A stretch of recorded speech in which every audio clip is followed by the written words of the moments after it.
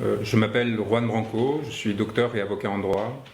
J'ai eu l'honneur d'être désigné par M. Sonko afin de le représenter dans le cadre des affaires qui l'opposent au pouvoir actuel. Et j'ai été, comme vous le savez, exposé à une arrestation, détention, puis expulsion du Dakar, où je venais représenter le président et peut-être le futur président du Sénégal. Dans ces circonstances assez extraordinaires par lesquelles un avocat est empêché de défendre un client qui, comme on le sait, fait l'objet d'une persécution extraordinaire depuis un certain nombre d'années, qui vise à l'empêcher d'incarner l'espoir d'un peuple en flammes, qui, depuis un certain nombre d'années, souffre de violence, de désespoir économique et surtout d'une corruption endémique que M. Sonko dénonce dans son pays. La détention, l'intimidation d'un avocat par 7 hommes en armes pose question.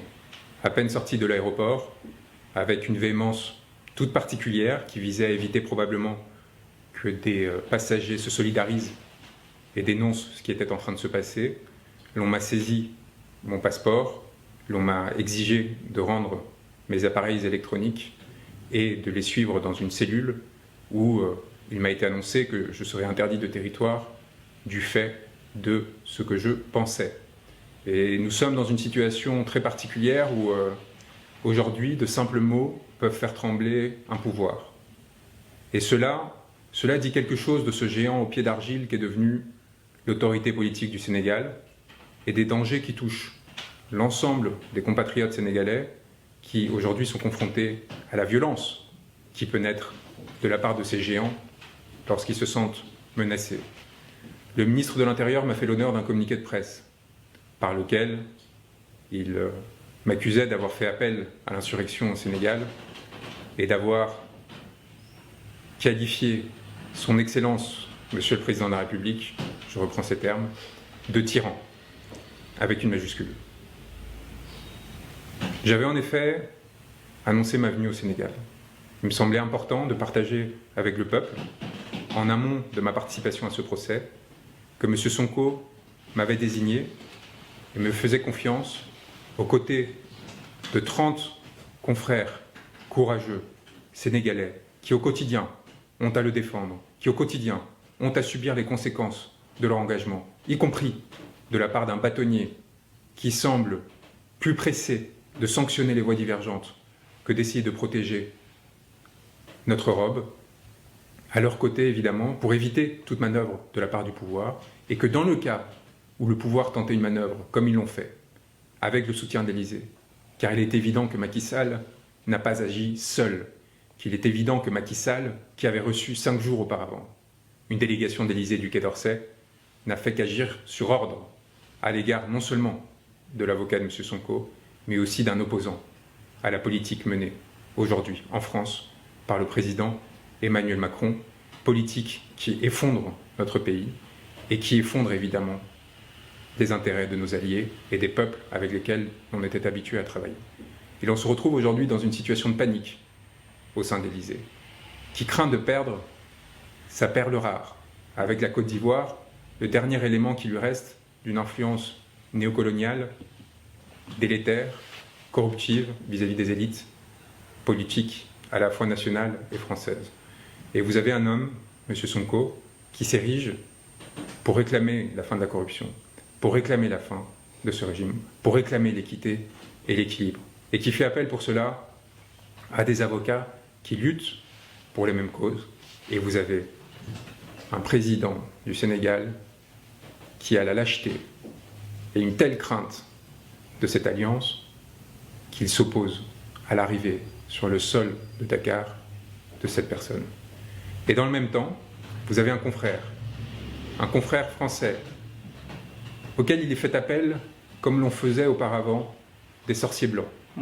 Et vous voyez la différence fondamentale entre M. Sonko, qui pour internationaliser sa cause, parce qu'il est privé de déplacement à l'étranger, parce que l'on cherche à éviter par tout moyen qu'il puisse construire une stature internationale, qu'il puisse montrer qu'il est une alternative valable au pouvoir actuel, eh bien on se retrouve dans une situation où celui-ci cherche à construire des alliances en faveur du peuple sénégalais, qui cherche à s'appuyer sur des masses populaires, les masses de gilets jaunes que nous avons défendues, avec lesquelles nous travaillons notamment, qui luttent pour les mêmes objectifs que le peuple sénégalais. Et nous avons en face les vieilles manœuvres. On fait appel donc à une personne qui va venir représenter, cette fois, l'establishment français, l'Élysée probablement, et qui accepte, et c'est là quelque chose qui pour moi touche au déshonneur, accepte de plaider face à une salle vidée de ses avocats, qu'ils soient étrangers comme moi ou nationaux. L'ensemble des avocats de M. Sonko ont été empêchés de plaider sa cause lors du procès du 30 mars dernier. Et face à cette situation, alors que l'un de ses confrères a été refoulé, Monsieur Sûr, Maître Sûr, mon confrère, plutôt que de refuser de plaider, plutôt que de s'indigner de cette situation, a tout simplement fait son office devant une cour vide, à la fois de sens et des personnes qui étaient concernées, afin d'obtenir la décision tant attendue, demandée par l'Élysée, qui, voyant la perte potentielle, encore une fois, de son dernier point d'appui en Afrique de l'Ouest, avait décidé de tenter de calmer le jeu et imposer à Macky Sall une décision qui préserve l'éligibilité de M. Sonko, tout en le condamnant évidemment pour le déshonorer. Or, la réalité est très simple. D'une part, M. Sonko est parfaitement innocent. Le rapport qu'il a cité existe. Il a été enterré. Nous avons la preuve au sein du dossier lui-même. On a essayé de l'accuser de faux. C'est un mensonge. Premier point. Deuxième point, nous avions tous les éléments nécessaires pour faire annuler la procédure. Tous les éléments nécessaires. Et j'avais préparé, et c'est peut-être ce qui les inquiétait, des conclusions d'une part de nullité, car il semblait presque que le parquet avait voulu se tirer une balle dans le pied, tellement la citation était mal rédigée, probablement dans l'objectif de répondre aux ordres d'un régime aux abois, et en même temps, évidemment, de faire comme si la chose pouvait se dérouler tout en essayant d'enterrer. Nous avions des conclusions de nullité, nous avions évidemment des conclusions fin de relax, car ce n'est pas seulement que la procédure était nulle, c'est que M. Sonko était innocent. Nous étions prêts à la défendre, et c'est peut-être ce qui a tant fait peur le pouvoir, ce qui a tant fait peur la Cour, ce qui explique ce changement de juge à la dernière minute, cette évacuation des avocats de la défense, et cette décision que l'on a voulu être de conciliation, mais qui n'avait qu'un objectif, réussir à remporter une manche qui était mal partie, et évidemment, mettre M. Sonko face à des contradictions potentielles dans son discours. Il n'en est rien, car ce qui se passe lorsqu'un pouvoir est déliquescent, c'est d'une part des effets de courtisanerie qui créent de la médiocrité. Et ce à quoi on a eu droit avec cet extraordinaire communiqué du ministère de l'Intérieur, c'est l'expression de cela. On passera sur la maltraitance de la langue française, alors que le Sénégal est un des lieux de haut vol de cette langue française, et qui aujourd'hui dans laquelle la langue française gît avec le plus de créativité, bien plus qu'aujourd'hui en France. Il y a aussi la justification qui est apportée. M. Branco avait publié avant son arrivée à l'aéroport international Blaise Diagne de Dakar un post sur les réseaux sociaux où il traitait son Excellence Monsieur le Président de la République, Macky Sall, de tyran, et faisait également un appel à l'insurrection dans notre pays. Devant ce comportement inacceptable de la part d'un citoyen étranger, il s'est vu refuser d'entrer dans le territoire national.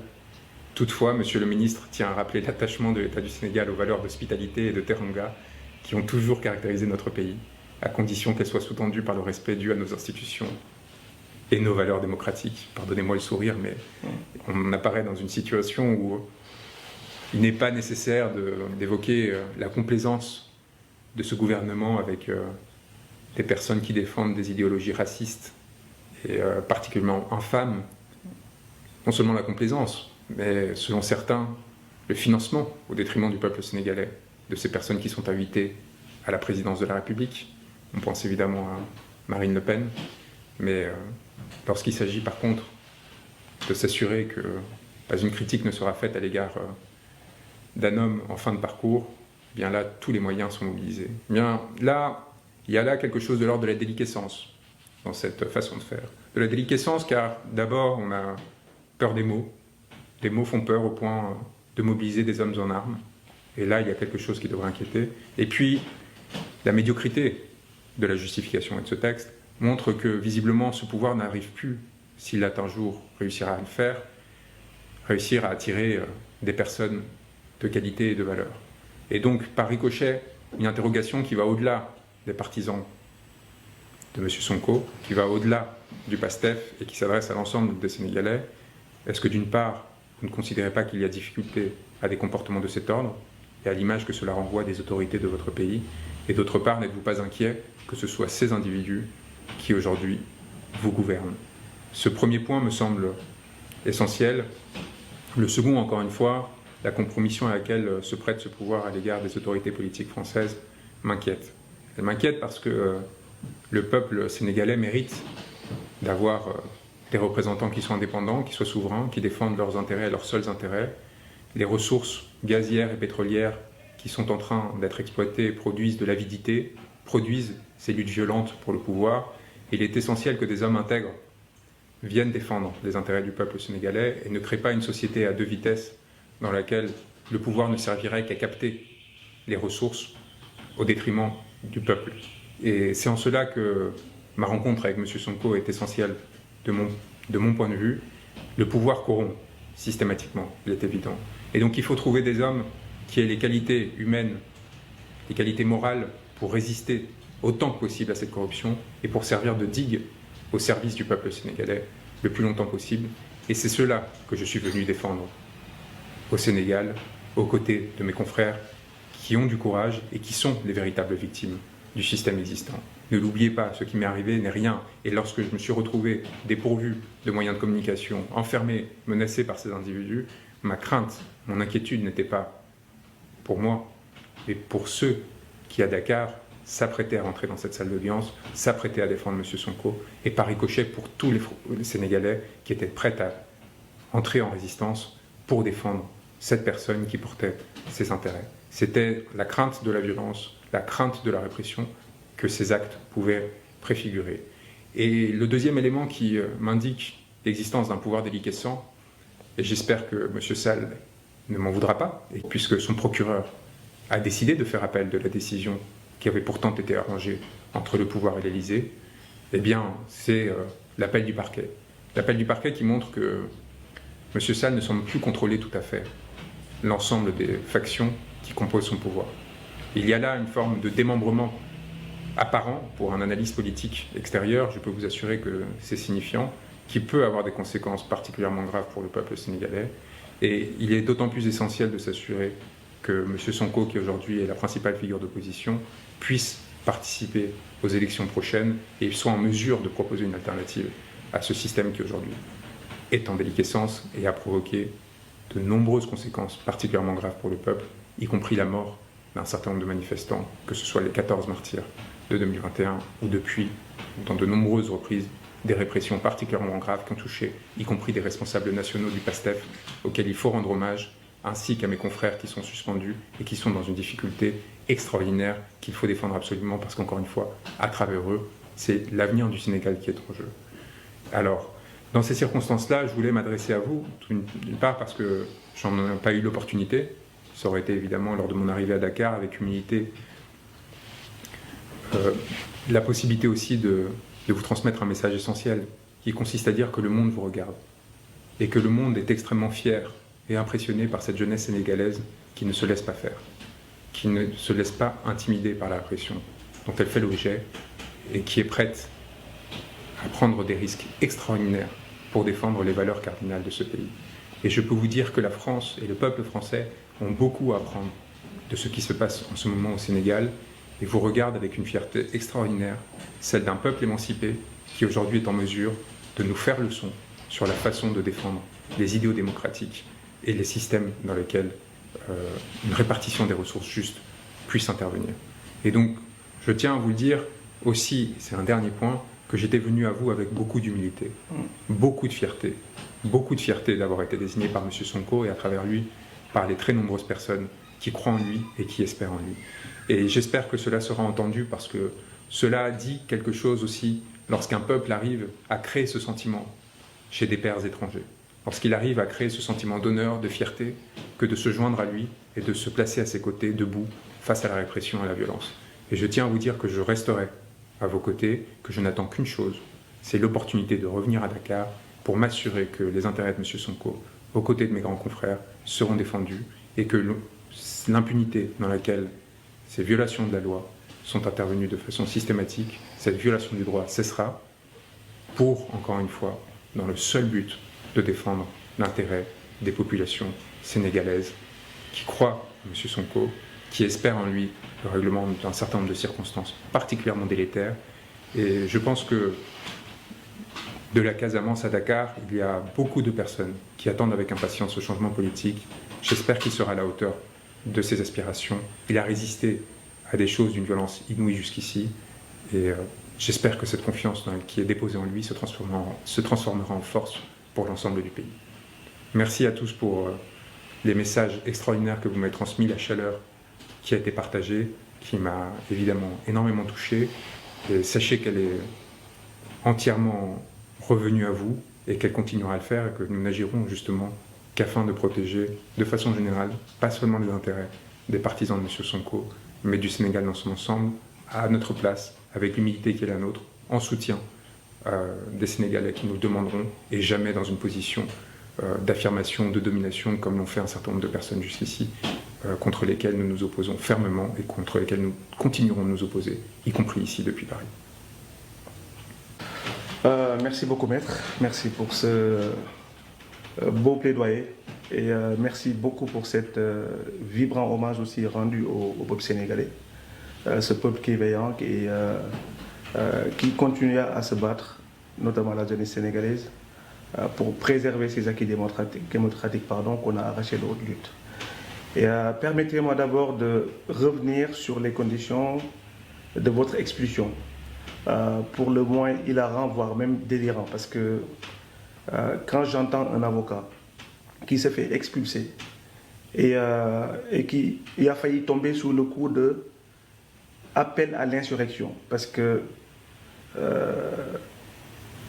en tant que professionnel du droit, je pense qu'appel à l'insurrection, ce n'est pas un délit, mais plutôt un crime. Donc si cet état-là était logique, normalement, vous devez être arrêté, normalement, et emprisonné. Parce que c'est quand même pas une chose simple, c'est pas une petite chose. Et cela prouve aujourd'hui l'État aujourd'hui qui est hors norme, de par ces brimades qu'il exerce sur son peuple depuis 10 ans, en l'occurrence sur la personne d'Ousmane Sonko. Je pense que vous avez vu, en foulant le sol du Sénégal, d'avoir un petit aperçu de ce qu'est la dictature que les Sénégalais sont en train de vivre depuis maintenant quelques années, et qui est exercée sur un seul homme, qui a juste un seul défaut, c'est de vouloir briguer un troisième mandat, et de vouloir stopper un système qui est là, un système avilissant, un système qui est en train de piller les ressources naturelles, et qui est capitalisé sur un certain nombre de personnes et qui ne compose pas la majorité des Sénégalaises. Et la deuxième chose, c'est le fait que vous soyez aussi expulsé pour des motifs aussi fallacieux et scandaleux, parce qu'ils vous accusent d'avoir traité Macky Sall de tyran. Oui, Macky Sall, c'est un tyran. Parce que quand on voit au Sénégal aujourd'hui que toutes les libertés sont restreintes, toutes les libertés au Sénégal sont restreintes. Il y a la liberté de la presse. Des journalistes, en 2023, sont emprisonnés au Sénégal. Les libertés individuelles sont restreintes au Sénégal. Je pense que vous en êtes aujourd'hui le parfait exemple, parce que le fait juste de faire un post Facebook qui vous a valu, au-delà des motifs fallacieux que le gouvernement a voulu en tout cas faire croire à l'opinion, prouve à souhait qu'on est dans un régime dictatorial. Maintenant, pour en revenir à ce procès, parce qu'on parle aussi à l'opinion internationale, il est bien de contextualiser un peu pourquoi on est là. Parce qu'on parle de procès de diffamation. De quoi s'agit-il? Je pense que tous les Sénégalais aujourd'hui en ont fait une religion. Mais l'opinion internationale parle de diffamation parce qu'on voit à peu près des gens qui sont invités à la télé française pour la plupart et qui sont de connivence parfois avec le pouvoir, qui ont tendance à biaiser la lecture que la personne qui n'est pas sénégalais puisse avoir de la chose. Et ça, c'est hyper important qu'on recontextualise un peu pourquoi on est là aujourd'hui. On a un ministre à qui on avait confié une mission, un projet d'envergure, qui avait pour but d'éradiquer le chômage des jeunes. Un rappel de contexte, aujourd'hui le Sénégal est composé de plus de 72% de la population qui a moins de 35 ans. Et sur ces 72%, il y a près de 40% qui ne travaillent pas, qui sont aujourd'hui au chômage. Donc ce projet-là était destiné, un projet encore une fois qui est à hauteur de 40 millions d'euros, était destiné à réduire le chômage des jeunes avec un projet d'envergure, un projet d'investissement qui était pour construire ce qu'on appelle des domaines agricoles communautaires, histoire d'éradiquer le chômage des jeunes. Aujourd'hui, je pense que ce point-là principiel a été mis en exergue et qu'on a voulu faire croire ce phénomène diffamatoire que Ousmane Sonko aurait exercé sur la personne de Mame Mbaye Niang, alors qu'on sait que c'est faux, c'est basé sur des choses qui ne sont pas correctes.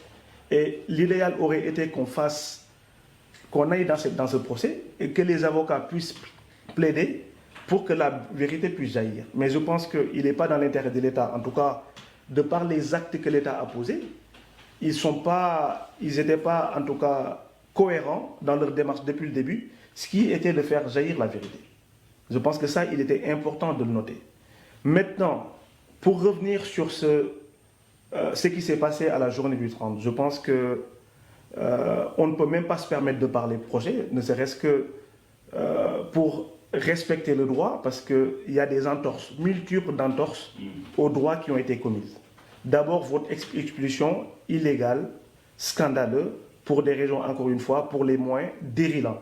Parce qu'on ne peut pas concevoir dans un pays normal, un pays qui se réclame d'un état de droit, un pays qui se respecte, expulser un avocat.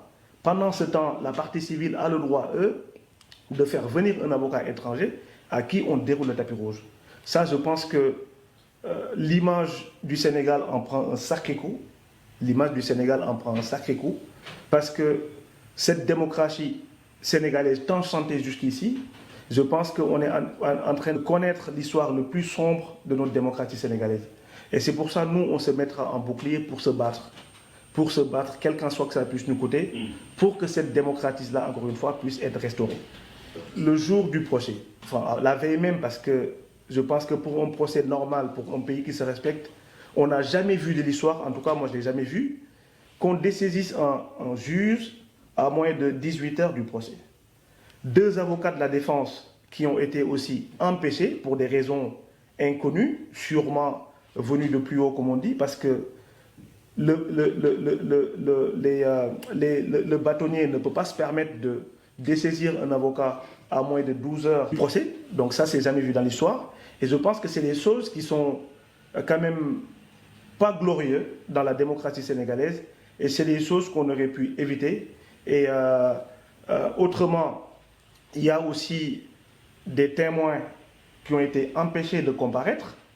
Parce que je rappelle que sur cette histoire-là, il y a une personne qui s'appelle Brahim Seck de la société civile qui a écrit un livre entier pour dénoncer ce carnage à hauteur de 36 milliards de francs CFA, pour lequel je pense qu'il n'a été ni poursuivi, ni fait l'objet d'aucune condamnation. Et personne, ni Mame Mbaye Niang, ni les ministres aujourd'hui de Macky Sall qui étaient de l'autre bord à l'époque, qui avaient même dénoncé ce scandale-là. Aujourd'hui, il faut savoir que le dénominateur commun de tout ça, maître, c'est que c'est l'obsession de Macky Sall de vouloir briguer un 3e mandat. Donc les libertés, encore une fois, y passent. Donc on restreint toutes les libertés. Aujourd'hui au Sénégal, il y a des arrestations arbitraires et abusives, surtout quand on est membre de PASTEF ou sympathisant de PASTEF, ou on soupçonne même d'avoir des accointances avec le parti PASTEF. Ça, c'est quelque chose qu'il faut dénoncer. La deuxième des choses, on est dans un pays où c'est même Ousmane Sonko qui cristallise, comme vous l'avez si bien dit, l'espoir de la jeunesse sénégalaise. Et qui a ce tort-là, l'État est en train d'exercer toutes les pressions possibles et imaginables pour qu'il ne soit pas candidat, pour que Macky Sall puisse s'éterniser au pouvoir. Et ça, la jeunesse sénégalaise est prête à dire non pour que cela ne se produise pas.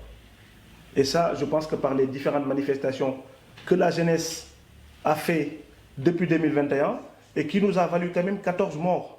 14 morts en 2021, on est en 2023, ces 14 morts ne sont pas élucidés. Aujourd'hui, on a un procureur de la République qui s'empresse de faire des sorties et divulguer le certificat médical de manière grotesque d'Ousmane Sonko, mais quand il s'agit de parler des 14 morts, des 14 victimes sénégalaises, des jeunes qui se sont battus, qui ont juste eu tort de sortir pour dire non au régime totalitaire de Macky Sall, la seule réponse que l'État a trouvée à leur donner, c'est de tirer par balle. Donc il y a un rapport d'État américain de 2021 qui impute à l'État du Sénégal, sur les 14 morts, au moins une dizaine de morts. Donc tout ceci montre le caractère hors sol, le caractère hors norme que l'État du Sénégal aujourd'hui est en train de faire preuve de partout sur ses citoyens, en les brimant, en leur privant de leur liberté. Et maintenant, on commence avec des avocats. Et ça, je pense que si on continue sur ce point-là, le Sénégal va sombrer dans un chaos terrible. Nous, en tant qu'acteurs de PASTEF, comme vous l'avez appelé tout à l'heure, Ousmane Sonko, aujourd'hui, il est privé de sortir. Mais nous, on a essayé de faire en sorte que la communauté dite internationale puisse être au courant de toutes ces exactions de Macky Sall et de son régime qui sont en train d'exercer sur le peuple sénégalais. Le patronat sénégalais a été informé à travers des courriers, à travers des mémorandums. Parce que je rappelle que la France, quand même, est le premier partenaire commercial du Sénégal. Donc je pense qu'il va de l'intérêt de la France que ce pays-là soit stable et s'il a la possibilité, en tout cas, de pouvoir dire stop à Macky Sall, qu'il le fasse, parce que la jeunesse aujourd'hui est vent debout pour stopper cette tentative dictatoriale que Macky Sall est en train d'exercer sur le peuple. Donc c'est tout ce que je voulais dire à ce niveau-là. Et en tout cas, Maître, encore merci. Et nous sommes vraiment peinés de ce qui vous est arrivé hier, parce que le Sénégal, encore une fois, comme on l'a dit, a toujours été chanté ici comme étant un peuple accueillant, comme étant un peuple qui a toujours fait valoir les valeurs de l'hospitalité, les valeurs de la teranga. Vouloir, en tout cas, écorner l'image du Sénégal de ce point-là, nous peine au plus fond du cœur. Et en tout cas, en espérant, comme vous l'avez si bien dit, que les droits de la défense puissent être restaurés, parce que Ousmane Sonko aujourd'hui a été privé de tous ses droits. Et si on va jusqu'à éliminer ses avocats, là, on est quand même dans un régime stalinien, on est dans un régime digne du régime de Pinochet. Et ça, le peuple sénégalais, en tout cas, particulièrement la jeunesse, après les 14 morts depuis 2021 qui ne sont pas élucidés, on a 500 personnes aujourd'hui qui croupissent dans les geôles de Macky Sall de manière injuste. En 15 jours, 500 personnes, 500 jeunes sénégalais ont été arrêtés de manière arbitraire, ont été arrêtés injustement parce qu'ils ont voulu juste faire valoir leur droit de manifester, et aujourd'hui à qui on colle des motifs fallacieux, des motifs scandaleux d'appel à l'insurrection et d'atteinte à la sûreté de l'État. Comme Maître a failli en tout cas en être victime hier. Donc pour un État, encore une fois, qui se veut sérieux, pour une République qui se réclame d'un État de droit, je pense que c'est des choses qu'il faut éviter et qu'on dénonce aujourd'hui de la manière la plus vigoureuse et qu'on exige à la libération de toutes ces personnes et sans condition.